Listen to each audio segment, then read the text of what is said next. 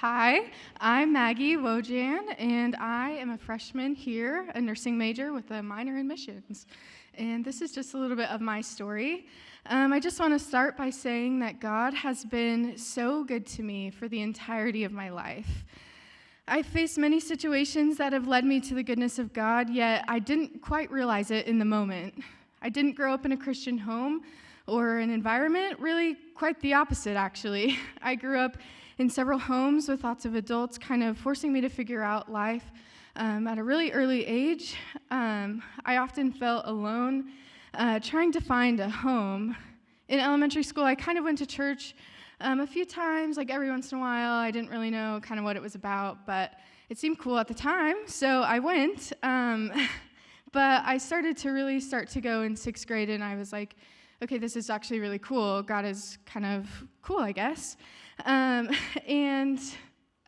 faith journey really started 2 weeks after I finished the 6th grade when my dad passed away suddenly. It was very quick, but that was a pivotal point in my faith journey.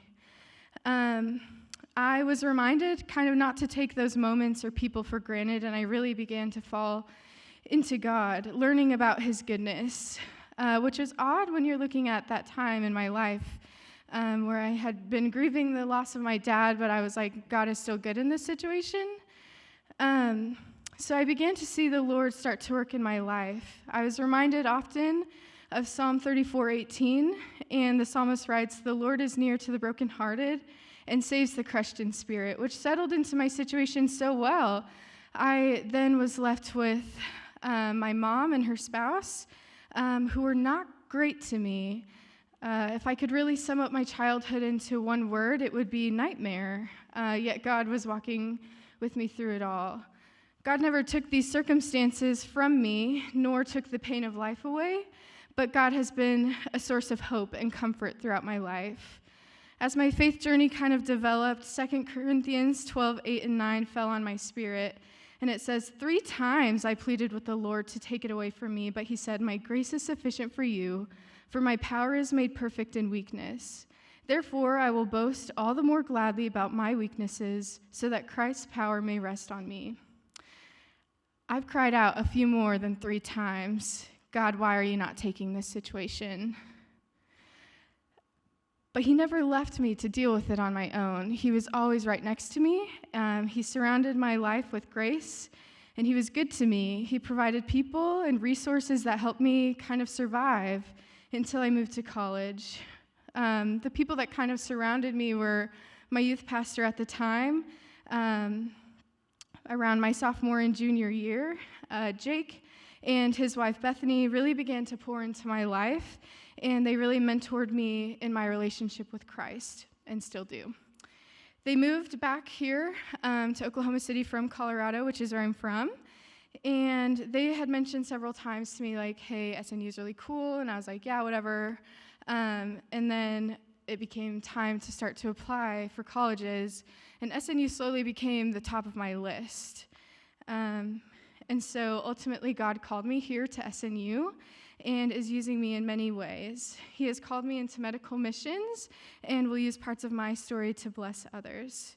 God has provided a home for me in him, so if we lean into God's plan for our lives, he will bless you and bless others. Hello, how's it going? My name is Rudy Rockett. I'm a senior here, and I'm currently on track to graduate this May. Come on, let's go. I'm a pastoral ministry major, and I'm looking at doing some seminary after I graduate, as well as being a youth pastor at the same time, so 2 for 1. So, how did I get here? There are many different roads I have traveled. I've done just about everything, from being in the drumline here my freshman year, being in SGA my sophomore year, and the past 2 years here being in Res Life. I could talk about my home life growing up. I could talk about who's raised me, my tragedies and tough times. I could truly go any number of directions. But I figured I could just talk about God's faithfulness to me and what that looks like and his persistence in my life. So what does it look like in my life? Well, it started as a kid, a wee little lad, if you will. I was constantly dragged to church by my mom and my grandma. At the time, I just knew that people at church were very nice to me, and they were friends with my mom and my grandma, and we were all just super tight-knit. I also grew up in a Pentecostal church, so I'm no stranger to a passionate preacher. I oftentimes didn't want to go to church. Like most kids, I feel like I really just wanted to sleep in. But as I'm looking back now, God was consistently revealing himself to me in his persistence through my mom and grandma, and them making a young little Rudy Rockett III go to church every Sunday, regardless if I fell asleep in the pews and got my ear flicked or my legs pinched to stay awake. Now, as I grew older, my church took in a new pastor, as ours was getting old and his wife was having health issues. Thus, we ended up getting a new pastor that was a little old school, as some would say. He was very big on being really dressed up every Sunday, meaning ties and no jeans, and dresses for the girls. He was very big. He was just a really great guy, but he just definitely was very staunch on that. But I could sense that he was a little bit different from our old pastor that we used to have. At this point in time, he also took away Sunday school for the kids as well as youth group on Wednesday nights. So there wasn't really something for me to do as a kid. So the few reasons I enjoyed going to church were sort of stripped away. From here on out, my mom, my sister, who was here with us every now and then, and my grandma were visiting different churches every Sunday to see if we could find a place to fit in that my mom enjoyed, that I enjoyed, that my sister enjoyed, and we all just kind of felt like at home. But I remember just being confused a lot on where to go as a kid as well. Every Sunday we went to a new church, they would announce the kids to go to Sunday school, and I just kind of stand up with all the other kids and be like, well, there's a lot of kids around here, so I'm just going to follow them because they know what they're doing. So in this time, God's faithfulness for me looked like him doing his best to find us a church. Eventually, we stopped going for a couple years. My mom would go to our old church from time to time, and I would go with her every now and then. But and it truly was always a fun time going back and seeing people that have seen me grow up as a baby and just see me where I was now. And I always remember the heart and the family feel that the church gave me. My home was quite different than most, I would assume. It was me, my mom, my dad, and my sister. My dad would rarely come to church. He grew up as a Jehovah's Witness, and that kind of ruined what the church looks like for him. So as I grew up and stuff like that, he never really came with us. My sister was going back and forth between her biological dad's house and ours, and my mom constantly worked nights and anything she could do to provide for us. At some point, my mom and dad separated just for a little bit, and it was really just me and my mom. So we moved in with my grandma at the apartments that she was living at. And funny story, my mom actually worked with the maintenance and eventually became the manager of the apartments. So we finagled our way into getting the biggest apartment there. So which was really awesome, just shows some of the perseverance she has. So we moved in with my grandma, like I said, and at the apartments I spent most of my time growing up in. And eventually my mom became the manager, and at some point my parents got back together. My mom also gained custody of my sister at some point, so my home was in a constant state of changing. Thus, in these years, where going to church was a hassle and it was hard for my mom to get up on Sundays, we just didn't go. God's faithfulness in this time of my life looked like my mom reading the Bible with my sister and I before we went to bed and praying with us. Now, around late elementary, I had a buddy who I'd go to church with from time to time, but when middle school came around, I kind of made some new friends through the band, and they invited me to church where they went. So I eventually landed at a place called St. Luke's Church of the Nazarene in Ponca City, Oklahoma. The youth group was a blast, and the pastor there at the time was at the end of his tenure with St. Luke's, B.J. Keeter, who was super awesome, and he was a great guy. And we also had the best small group leader around, Neil Stanglin, who eventually became our next youth pastor, and probably one of my best friends to this day. Eventually, my best friends and I, we were all there. We always had a great time. And we were just constantly inviting people at the high school to come with us, be like, hey, this is a great way to spend your Wednesday night. This is awesome. So we had an awesome youth group. It was a great time. Our 9 square lines were filled up the whole entire gym. If you got out, you're basically done until service started. So it was a little disappointing at times. But at this point in my life, I started going there every week. And even on Sundays, I made it a point to be there. Now, the only way I got there at the time was my best friend's family. They would come and snag me in the mornings, and when he was able to drive, he would get up and he would come get me, and we would go together. Thus, in the state of my home always shifting, the church became one of the only stable things in my life. It was essentially my home away from home. I learned how to drum on the old set during that time as well, and a lot of what I do comes from the church. I even stopped running from my call to ministry around my sophomore, junior summer. So God's faithfulness in this season looked like friends that brought me to church and pastors who were willing to invest in me. Now, here we are. Like I said earlier, I'm fixing to graduate and have so many things to look forward to, but to say that this last year has been amazing would be a lie. We're coming up on a year now, but my mother, who dragged me to church, prayed for, over, and with me day in and day out, passed away from a sudden stroke in late April. She was only 44 and had a lot of life to live, and to say I miss her is an understatement. I truly never imagined that my life would be a reality the way it is now, and I was always excited to have kids solely because I knew my mom would have been the best grandma around. But coming up on the end of my time here, I can't help but think that there is no one else I'd rather have with me as graduation is coming close. She was truly my biggest fan. But one thing I'm certain of is that she's in God's arms and can finally rest. So what does God's faithfulness look like? Do I give up and let life's sucker punches shadow the goodness that God has provided? Do I give up and just kind of let the darkness overshadow? And truly, I don't think that's the case. I believe that even though times like these are tough, God's presence is still here and known. God's faithfulness in this season of my life looks like knowing that God, the God that holds my mom, holds me and everyone and everything around me. That regardless of circumstance, that he is with and for me, and that he mourns with me as well. Life isn't the easiest, but God allows a peace that lets me look at every day as a chance not only to honor him, but also my mom. Thank you. Hi, guys. Okay, can y'all? Oh, I'm much taller. Okay. Good morning. It is true, I cannot see anyone up here. For those of you who do not know me, I'm Giselle, and today I will be sharing a little bit of how I made it from Denton, Texas, here to SNU as a ministry major of all things.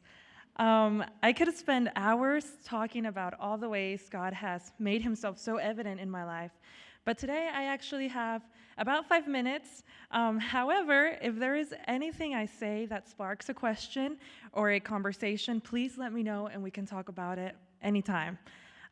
Many may see me and think, oh yeah, a ministry major. She probably has it all figured out and has been in church forever. She fits right in. Let me tell you, that is not true at all. I grew up Catholic, but truly just by name, because I can only remember about once or twice attending a church before high school. Growing up, I wondered why people went to church. What was there in a boring 1-hour speech that made them keep coming? Was there really some big man up in the sky looking down at us all the time? And I decided early on, if there was one, I knew I didn't want anything to do with him. Coming from immigrant parents who always worked, I saw firsthand how stressful life could be. There was no joy in living, just responsibilities and expectations from people around you.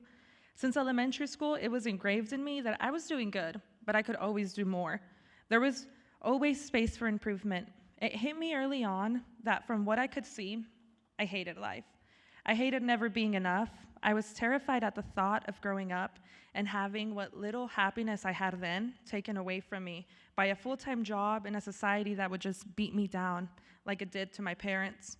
So the only thing that made sense to me was to just end it all. I attempted suicide when I was in middle school. After I had failed, I felt pathetic. I couldn't do anything right. In the back of my mind was always the thought of how I'd really do it before I turned 18. All I knew was that I had to do it before the world and its routine would crush me. I guess the real issue was I had no purpose. It was like I was just sleepwalking through each day. I didn't believe in God or an afterlife. What was the point? I started doing drugs in high school. I would get high with my friends because at least I was finally fitting in somewhere. I was vaping and going to parties where everyone seemed to like me. I'd say the jokes and everyone would laugh. I was finally good at something. But underneath, I still felt hopeless. Then something happened that eventually changed the course of my life. Out of nowhere, one afternoon, my mom and I were driving home, and she saw a church she had heard about. It seemed so random. She insisted we go check it out, not because it was a church, but because there was some sort of free English learning classes that were offered, and my parents didn't speak very good English. We walked in, and some ladies began talking to my mom. The next thing I knew, she was crying. She was telling them how drained she felt from life. I had no idea what was going on. There was a cool youth group, so sure, I enjoyed going sometimes, but I still had my cooler life going on until it wasn't cool. I was caught with drugs at school. My mom had just found this safe place with these people at church, so what did she do? She told them everything. I thought, great, not only do my parents hate me now, not only do I not have friends now, but so will the whole church. I won't fit in there either. Again, I felt alone and ashamed. The friends that I had found were not really friends, they were gone. One night, I laid on the floor of my room with this kind of panic. I was purposeless, empty, out of options, and I wondered if this time I would be successful in taking my life. I still didn't know if I believed in God, but I vividly remember praying and doing so with such desperation. God, if you really are who you say you are, will you just make yourself evident? Will you forgive me? I just want to feel you. I want to know you. I was so desperate for a drastic change, and it came. People who knew everything I had done, the strangers from church, they were so kind. As my parents continued pursuing a relationship with God, their priorities shifted. They wanted to spend time with me. There was an unexplainable love from people around me that I had never felt before. Now I know that was God working through them. My parents, my siblings, and I ended up getting baptized. One of the best decisions I have ever made. By the end of my junior year, I got a calling to full-time ministry. Completely the last thing in the world I thought I would do. To be honest with you all, it took me a while to say yes, as in less than a year ago. But here I stand before you all, not knowing many things. 2 months before school started, I honestly thought I wouldn't even be able to go to college. But as I have said yes to God, every single thing has fallen into place, and I mean every single thing. Life has not been calm at all, but I have this peace I can't even comprehend. I want to tell people everything that has happened in my life, everything I am, and I want to be. I recognize that God has and continues to turn all these things for good. I finally found somewhere I fit right in. That purpose, that deeper meaning I had been longing for, I found. My Creator had been calling me my whole life.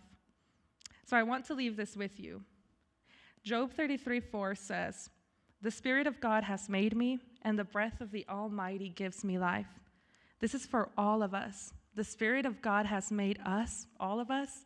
The breath of the Almighty gives all of us life. I encourage you to take full advantage of that.